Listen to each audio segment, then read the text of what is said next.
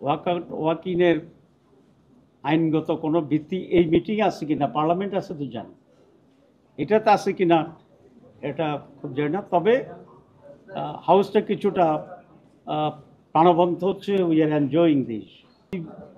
বদ্ধ যে সমস্ত প্রতিষ্ঠানগুলো আছে এসব বিষয়ে আলোচনা আজকে শুরু হয়েছে। এই বিষয়ে অতীতেও 2 দিন আলোচনা হয়েছে। তো আমাদের চেয়ারম্যান সাহেব যেটা করেন, প্রত্যেকটা সাবজেক্টে আলোচনা করেন, অনেকটা কাছাকাছি আনেন, তারপরে আবার চিন্তার জন্য সুযোগ দেন, আবার ফাইনাল স্টেজে আসে। এরকম অনেকগুলো ইস্যু ইতিমধ্যে আমরা ফাইনাল করেছি।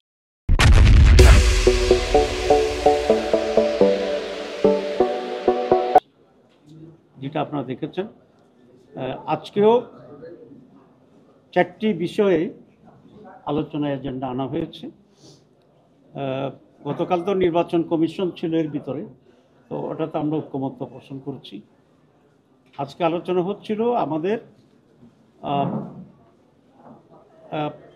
আজকে আলোচনার বিষয়বস্তু ছিল আমাদের যেটা আজকে আলোচনা হচ্ছিল সেটা হচ্ছে পিএসসির ব্যাপারে ছিল। না, আমি ওটা বলছিলাম পিএসসি বাংলায় ইংরেজিতে বলে পাবলিক সার্ভিস কমিশন, যেটা এটা। তারপরে আরো এজেন্ডা আছে, দুদক আছে, আমাদের এনফোর্সমেন্ট যেটা আছে ন্যায়পাল সেটা আছে, মহাহিসাব রক্ষকের বিষয়টা আছে। এবং আজকে প্রথম এজেন্ডা যেটা পিএসসি পাবলিক সার্ভিস কমিশনের উপরে আমাদের আলোচনা আজকে হচ্ছে। তো আলোচনার শুরুতেও একটুখানি আমাদের আজকে পার্লামেন্ট একটু উত্তেজিত হয়েছিল,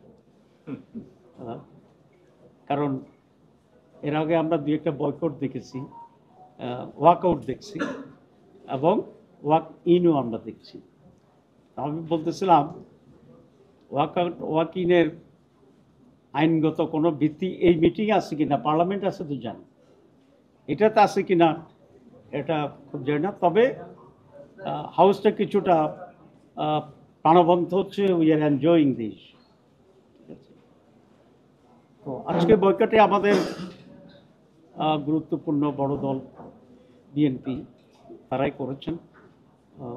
বয়কট করার সময়টা আমি ছিলাম না, আমি এরপর ফরাসি ঢুকছি। আজকে কোরিয়ান অ্যাম্বাসেডার আসছিল আমাদের অফিসে, তো সেই জন্য আমি ওনাকে অ্যাটেন্ড করেই আসতে গিয়ে একটু দেরি হয়েছে। আসলে আমাদের প্রস্তাবটা কি ছিল কমিশনের পক্ষ? প্রস্তাবটা ছিল এই কয়েকটি সাংবিধানিক কমিটি আগে থেকেই স্বাধীন ছিল, এখানে সরকারের হস্তক্ষেপ করার কোনো আইনগত সিস্টেম ছিল না।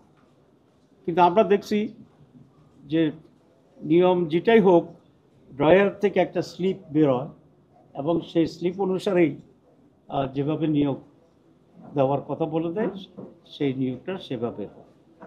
আপনারা জানেন যে অনেক ব্রিলিয়েন্ট ছেলেরা রাজনৈতিক কারণে চাকরি পায়, অনেক ব্রিলিয়েন্ট লোকেরা রাজনৈতিক কারণে চাকরি হারিয়ে ফেলেছে, এবং এটার জন্য সবচেয়ে বেশি সাফার করেছে রাষ্ট্র। আমাদের পার্শ্ববর্তী দেশগুলো পিএসসির ব্যাপারে কিন্তু কোনো আপোষ করে না, যে গভর্নমেন্টে থাকুক, কারণ তারা দেশকে ভালোবাসে।